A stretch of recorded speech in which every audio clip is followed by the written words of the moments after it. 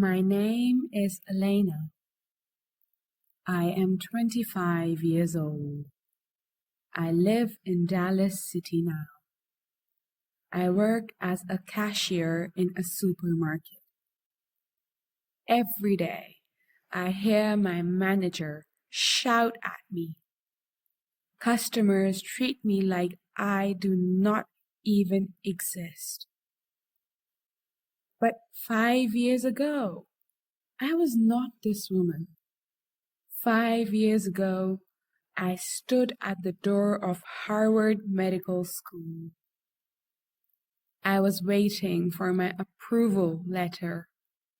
I was about to live the dream I carried since childhood. I was about to make my parents proud. I was going to be a gynecologist. My parents looked at me and said, "Our daughter will be a doctor." But that dream never came true because of three girls I trusted like sisters. They destroyed everything.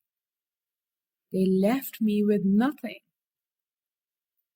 Because of them, I lost my dream. I lost my future. I almost lost my life. And today, while they stand as top doctors in town, I stand behind a counter, broken. This is my story. Do not trust too easily. It can ruin your life. 5 years ago, when I was 20, I carried a dream that was alive in every part of me. I lived in Evanston then, a quiet town that held my heart. I was so close to becoming a doctor. I was so close to making my parents proud. I imagined myself walking through hospital halls. I imagined listening to the cry of newborn babies. I imagined holding the hands of women I helped.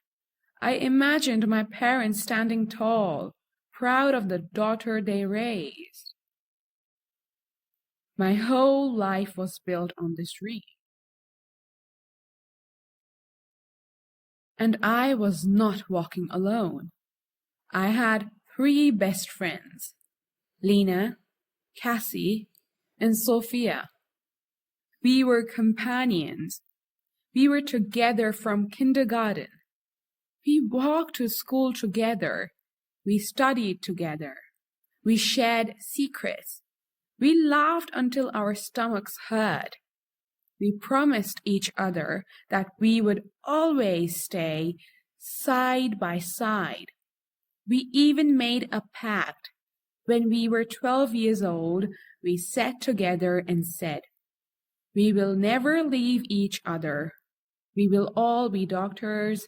We will change the world together." I believed in them with all my heart. I believed that our futures were tied together. I believed that love and loyalty were stronger than anything else. But sometimes love blinds you. Sometimes trust is the knife that cuts the deepest. I still remember the first time something felt strange. It was after an exam. I had worked hard, and when the results came, I had scored the highest in my class. The professor smiled at me and said, "Elena, you are brilliant. You will be a great doctor one day." My heart glowed with pride. I smiled. I thought, yes, I am on my way. But when I looked at my friends, their faces were different. Their smiles were not warm. They were stiff, almost forced. Their eyes were heavy, not happy for me. I told myself maybe they are just tired. Maybe they are not happy with their own results. I pushed the thought away. I never believed they would do anything to hurt me. But I was wrong. It happened slowly, like poison in water. At first, I did not see it, but little by little things changed. One day, I heard whispers about me in the college halls. People said I cheated. People said I had stolen answers. I was shocked. I had never done anything like that. But the whispers grew louder. Professors began to look at me differently. I did not know then. My friends were the ones feeding those lies. Lena told someone I had seen the exam paper before the test. Cassie said I copied answer during class. Sophie said she was not sure about me, but her silence was enough to make people believe. It spread like fire. My name became dirty. My hard work turned into nothing. When the final exam results came, the professors questioned me harshly. They said my paper looked suspicious. They said answers seemed too close to the key. They believed the lies. They did not believe me. And my friends, the ones I trusted most, stood back. They let it happen. They watched me drown. The decision was final. I was expelled. The dean said, "We cannot allow dishonesty in this college." Those words killed me inside. My parents begged, but no one listened. I cried until I could not breathe. My name was ruined. My career was gone before it even began. Other colleges refused to accept me when they heard what happened. I was destroyed. I still remember sitting alone in my room, shaking. My dream was gone. My friends were gone. My name was gone. I even thought about ending my life. I thought, what is the point of living now? My whole life was built on this dream. Without it, what am I? But something stopped me.